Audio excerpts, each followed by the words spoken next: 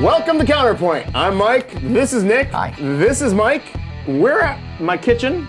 Yes, we're in your kitchen. It's great too. It got bigger, which is crazy. Yeah, it's Or massive. we got smaller. Maybe it's Honey, I Shrunk the Kids time. No, we're at the Kind of Funny Studios. Thanks for coming over, Yeah, man. I hey, appreciate it. thanks for letting us use your set. It's lovely. So we're talking writing today, right? Yes, we're talking Because writing. I called you out on blast last week after you guys were like, let's just jump right into the first 10 pages and see what happens. What? And I have a problem with that. I'm vehemently against that process because to me, it's like wanting to go to Taco Bell but not knowing where the Taco Bell is. There we go. Just You know like what I that. mean? Wow, Right. Yes. It's like you're hungry, you're gonna be wandering around aimlessly, you might go to a random taqueria, who the hell knows that's gonna be good, but you can't get that new sweet taco that's wrapped in chicken. Right. You know what I mean? Yeah. Speaking of which, we gotta get Taco Bell at some point. We talked about that. Chicken? Yeah. Yeah. The shell is made out of chicken. Yeah.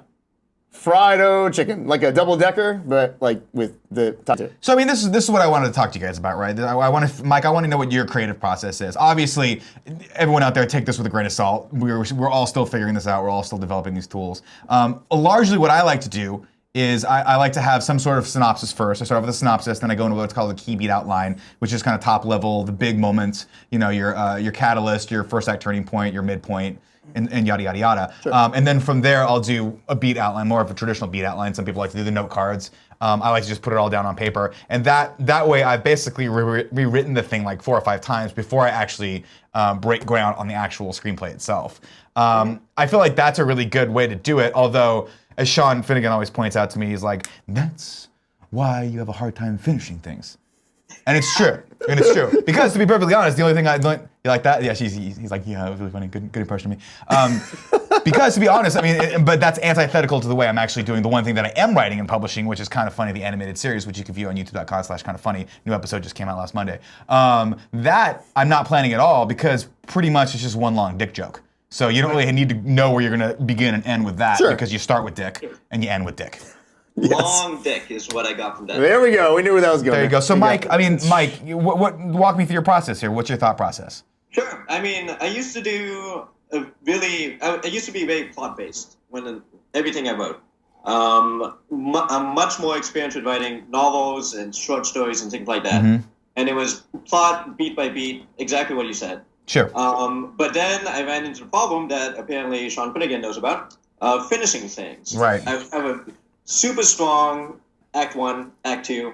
Act 3 was always garbage. Right? Really? That Interesting. That was my problem. Now, do you feel like, and here's my question for you, so do you feel like that's indicative of you just jumping in and writing too early?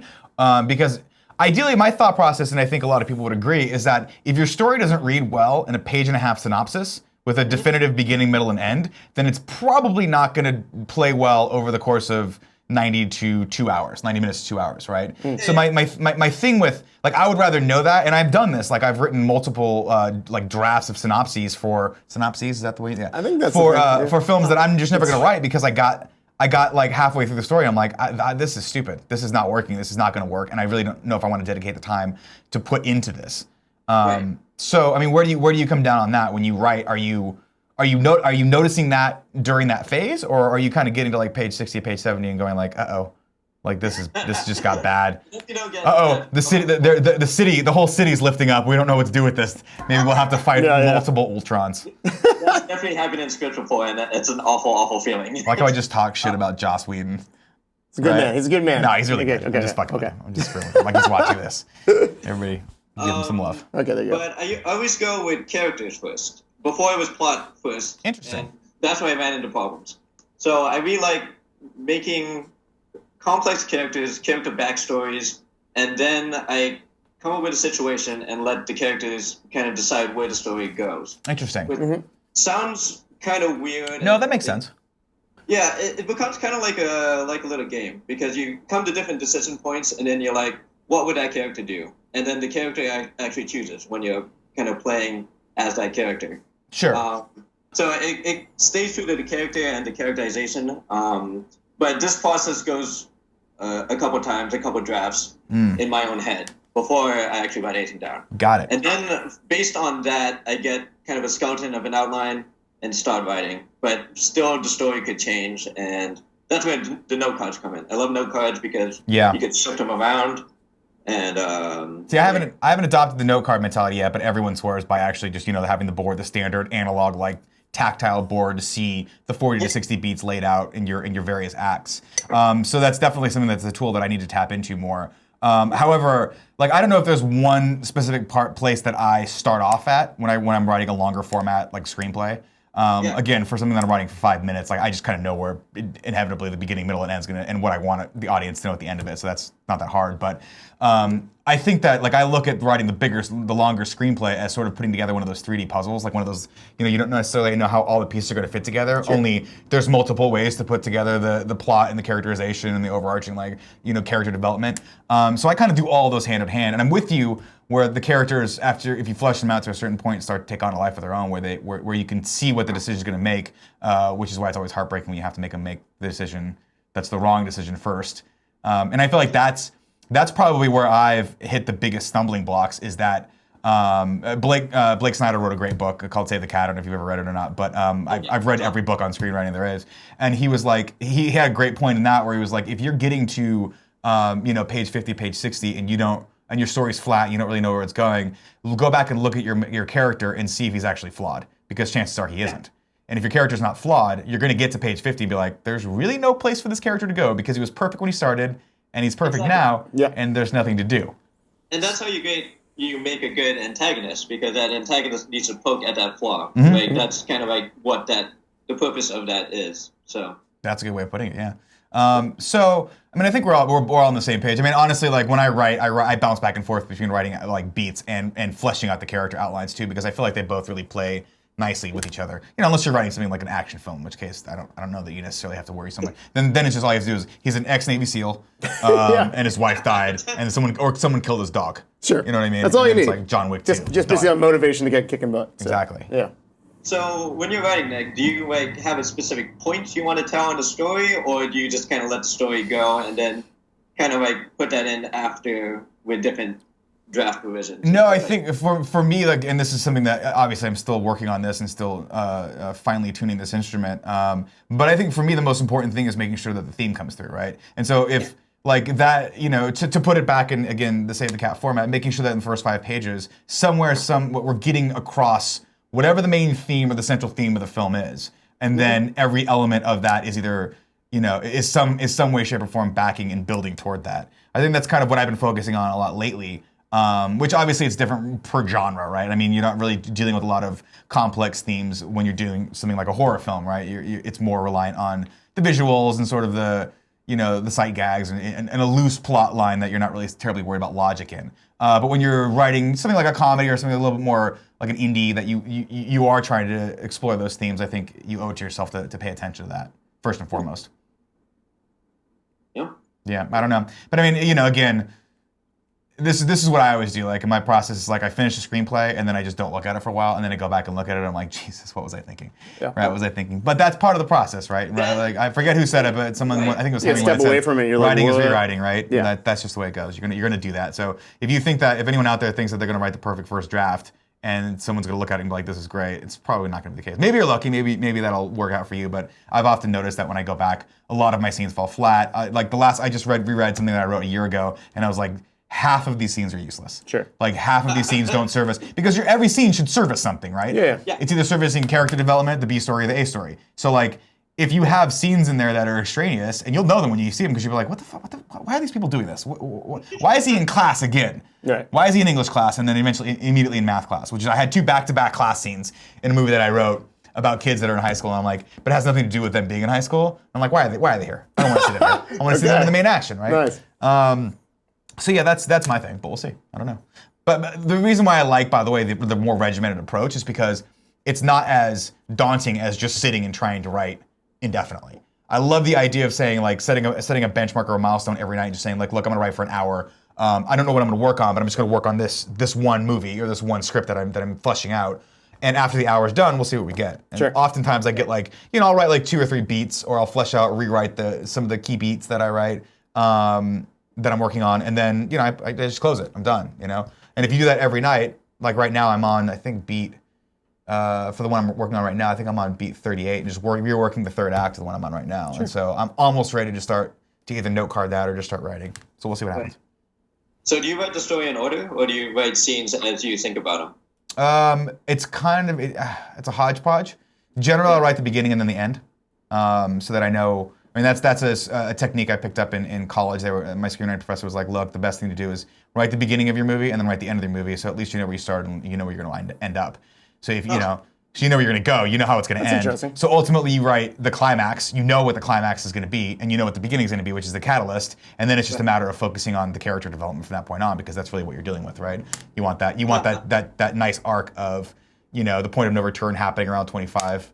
You're introducing the B story elements at 30, and then the midpoint is either going to be the best part of that kid's day or the worst part of his life up to that point, right? So you can play around with the dynamics of it, and then it's nice to kind of know, and that's why I do a key beat outline, which is, when I say key beat, that's my terminology. I forget what Blake Snyder uses, talks about, or what the Screenwriting Bible talks about, but everyone has their version of that timeline, right? Where it's like your opening shot, when the theme's introduced, when the characters are introduced, the catalyst, you know, your second act turning point, your midpoint, and then, you know, your third act turning point going into the climax and then the resolution, right? So I like to flesh those parts out first before I even worry about anything else, because if that tells a relatively compelling story, I know I can work in that somehow. Sure. Like, you know, if that's cool, if I read that, I'm like, that's a page and a half synopsis, and this actually sounds like a cool story, then add in some complex character dynamics, some dick jokes.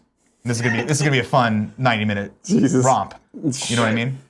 So using that way, do you ever change like a movie completely? Like when you're writing it, you come to a problem and you're like, this is not where, like, I'm no longer interested in what I thought would be interesting. Yeah. Yeah, I did that with the one I was just talking about, the one that I wrote last year. I realized that my central character was wrong. Like the character, that wasn't the character. Like, I had set him up to be. I always deal with a lot of themes of like wasted potential, because I feel like that's something that kind of hits close to home for me. I always kind of feel like I'm always not living up to any sort of potential or any idea of what I could be in life, which is completely ridiculous because, you know, we've gone out there and created something really fun. Again, so go subscribe, youtube.com/counterpoint. But I like playing with that. But what I realized was that I was writing a story about a kid whose father's not in the picture and whose mom works all the time.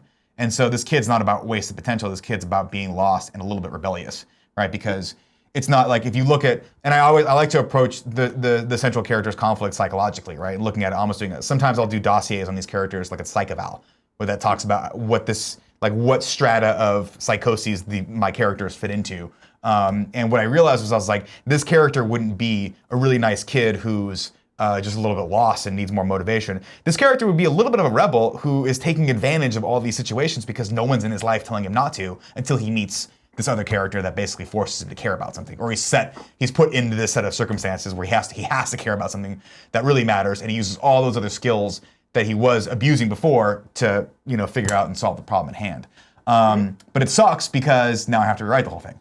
Yes. Like, so the beats themselves stay the same, but the dynamic and the flow of it has to change a little bit. So the beginning and the end are going to be exactly the same because that's the A story, and that's, you know, it's more of an action-y kind of fantasy movie. But the more fun things, which I always think the B plot's always more fun in the movie anyway, because, you know, pretty much for guys like us that spent our entire lives watching movies, we know exactly how they're going to end anyway. It's about seeing what the characters are going to do in the middle parts. So now I have to go back and reflesh out all the B story and C stories for that. But I think it's gonna be cool. I think it'll be a little more biting, because I often, like, when I read my main characters, they all read exactly like me, and I'm like, I kind of want to not have that be the case, especially when it's a female character. Like, she can't be talking about dick all the time. That's a good point. Yeah. But yeah, I guess I'm not quite as rigid with the beat list, because like the last story I wrote, I had the whole thing plotted out, and the character actually decided something that I did not even anticipate during the course of the movie. Short film. Sure. And it actually changed what the ultimate theme of it was. So I was wondering if you're like if you can be open to that with the rigid beat structure as well. Yeah, you absolutely can. I mean, again, the structure is just the framework, right? It's just a blueprint. What you're talking about is like, I mean, it's just how to get from point A to point B. But that's all it really is, you know. And yeah, I mean, sometimes that changes, right? I mean, sometimes, like, if you're changing your central theme, yeah, some stuff's going to change, because ultimately if you find out at the end of your script that your character's fundamentally different than they thought he was going to be, then you need to take a look probably at the beginning of the script to make sure that he's starting off at the right point. Yes, I mean, everyone knows the character has to start off broken, and at the end be quasi-fixed at least, or at least know why he's broken. He or she is broken. I say he because I read a lot of male protagonist characters. But yeah, but I mean, you have to be open to that, right? And again, there's no hard and fast rules. The only reason I like structure is because I like the Hollywood style. I like that classic, what the screenwriting Bible refers to as classic. I think it's not the screenwriting Bible. Whoever referred to it as classic Coke, right? The classic Coke formula of definitive beginning, middle, and end, 3-act structure, all those points that I listed off earlier. One thing I look at when I watch movies, and Sean always hates it because he analyzes it from more of a visual perspective and the visual storytelling, and I'm always like, the transition into the third act was slow and shitty, and he's like, God, you're such a writer, dude. But yeah, I mean, I always analyze movies by sort of that classic format, which is one of the reasons why I really liked Hidden Figures, because it freaking nails every single one of those beats. Like, just nails it. And the characters are really likable and good, but not too real, which I think, is kind of important to have a mainstream Hollywood movie, right? Yeah. They can't be like real versions of the characters that live these lives. They have to be sort of like the Hollywood glamorized version where, the main character is almost a saint and the antagonist is like just really, really just actually Kevin Costner wasn't a bad guy. The people weren't bad guys. It was well written. I'm not going to talk shit about the movie. I really liked the way they put that together. But it's not always the case. Again, if you watch a lot of indie films, like there's a lot of stuff that's happening there. But I think the reason why because I'm just starting off and because I haven't really had the chutzpah to put out one of my screenplays and get feedback on it, I really like the notion of just practicing hitting those beats. So that one day, God willing, if we can do this more often, make bigger films, make things like this, at least the rules before you break them. And I think that's a very important thing. Yeah. I think my screenwriting professor talked a lot about that too, where we talked about Quentin Tarantino. People always bring Quentin Tarantino up, and you're like, no, yeah, Quentin Tarantino broke the rules with Reservoir Dogs and Pulp Fiction, but he knew the rules, and he knew how to break them in a smart way. And he knew how to break them and still tell a story that felt like a 3-act structure story. It was just kind of told in a different, unique way. But now, of course, he's just kind of doing whatever the hell he wants, like 4-hour-long, pretty much plays in the form of, not Django, what's the last one he did? No, Hateful Eight. Hateful Eight. Yeah. So he can do whatever he wants. He's Quentin Tarantino. He's great. But we're not. Right. Yeah.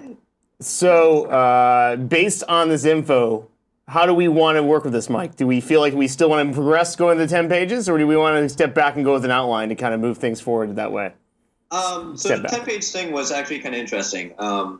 I think it works for this particular movie because the beginning of the movie is basically the end of a typical horror movie. Sure. And it's not actually what the rest of the movie is like. Yes.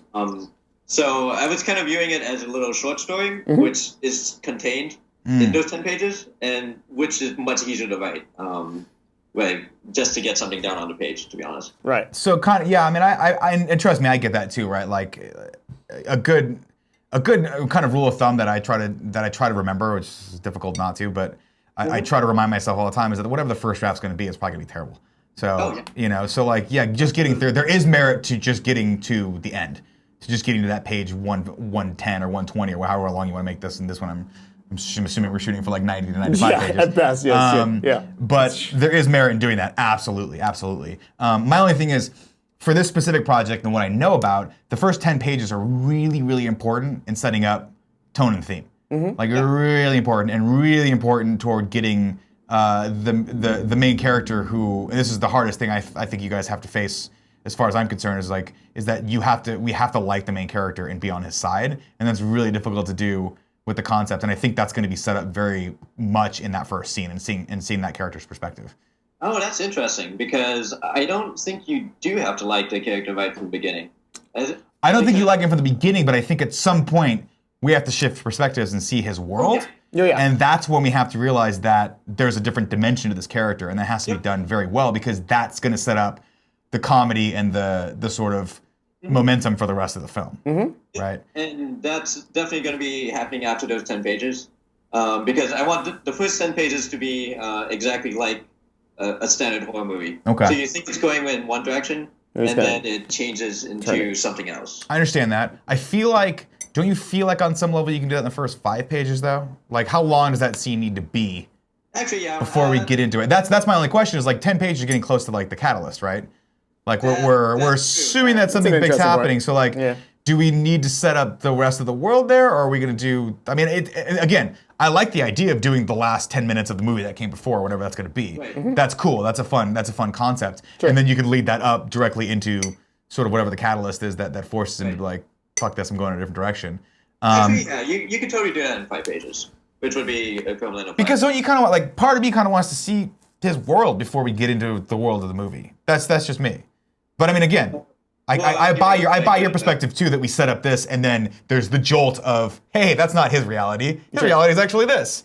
But I just don't know. I don't know how in your mind how you're thinking about doing that, and you have to handle that transition, not with kitty gloves. I think you probably just said that has to be a clever transition. We have to really buy that. So sure, that's the only reason why I say like some thought needs to be put into that because this is one of those films. If we're talking about doing it like on a low budget, that the script is going to be everything. The script is going to the script and the acting are going to be everything on this. Because who knows what we're going to do as far as you guys are going to do as far as like production design is concerned. Yeah. So it's got to have that low budge feel, but it's got to be clever. It's got to be really clever. Yeah. Sure. We're hoping for the best in that. Okay. So stepping into that information, do we think that it's better off we pull back from these 10 pages, Mike? Just because I know we're at a point here with the script, we haven't got far with it yet, obviously, at all. Well, I just keep blaming me for that. Yeah, we won't be talking about that job anytime soon. But do we want to consider the idea of going with a written outline to kind of at least give us the bare bones so we feel like we're getting to a better point before we move into these 10 pages now, based on these conversations? I would say so. I mean, I would have written an outline anyway, so. Yeah. I mean, we had a verbal outline, but actually, in hindsight of all these things and the actions that we're at right now, I feel like maybe a written outline is a good, just kind of getting it back into, because no matter what, we have a very small, we haven't gotten anywhere yet with the script itself, but like, I think with an outline, at least we can start building the bones out of it that way. So, Yeah, and again, that was a when I point say- that's actually been brought up, was actually interesting. When I say outline, you guys don't necessarily. I mean, I wouldn't necessarily feel constrained to having to do like 60 beat outline right now. I would just do like, at least the key beats, at least those key moments that are happening. Like what is the opening shot? How is that scene going to go? What is the central theme we're playing with? How is that introduced in the first 10 pages? And then how are we seeing all those characters? Like what characters are going to be introduced in the first 20 pages? Because those are the characters that we need, right? And then what's the catalyst? And then what's the first act turning point? Those are the things that I'm really concerned with because those are the things that I feel like it's like when you're driving and someone calls you when your GPS is going, right? And you're like, shit, I don't know what to do, right? Like you want to make sure that GPS is coming through no matter what. That's why I actually would have done an outline before starting to actually write the script.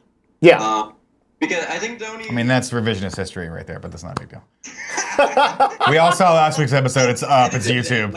Yeah. He edited it, and that's what he's making you look a fool, my friend. Right. And you're gonna be stuck up there in Nintendo. They're not gonna let you speak. Yeah. And you're like, crap, I can't say anything. Yes. I know what I'm doing. And Rancy's like, he doesn't know what he's doing. That's right. It's come back, Mike. You don't need it. Mike. Yeah, you don't need that.